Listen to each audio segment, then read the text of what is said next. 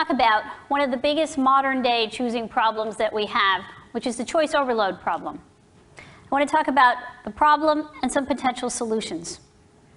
Now, as I talk about this problem, I'm going to have some questions for you, and I'm going to want to know your answers. So when I ask you a question, since I'm blind, only raise your hands if you want to burn off some calories.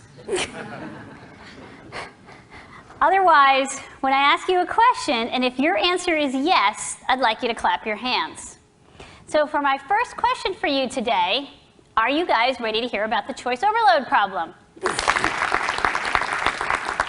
Thank you. So when I was a graduate student at Stanford University, I used to go to this very, very upscale grocery store. At least at that time, it was truly upscale. It was a store called Draeger's. Now this store, it was almost like going to an amusement park. They had 250 different kinds of mustards and vinegars and over 500 different kinds of fruits and vegetables and more than 24 different kinds of bottled water. And this is during a time when we actually used to drink tap water. I used to love going to this store, but on one occasion, I asked myself, well, how come you never buy anything? Oh, here's their olive oil aisle. They had over 75 different kinds of olive oils, including those that were in a locked case that came from 1,000-year-old olive trees. So I one day decided to pay a visit to the manager, and I asked the manager, you know, is this model of offering people all this choice really working? And he pointed to the busloads of tourists that would show up every day, with cameras ready usually. We decided to do a little experiment. And we picked jam for our experiment. Here's their jam aisle. They had 348 different kinds of jam. We set up a little tasting booth right near the entrance of the store.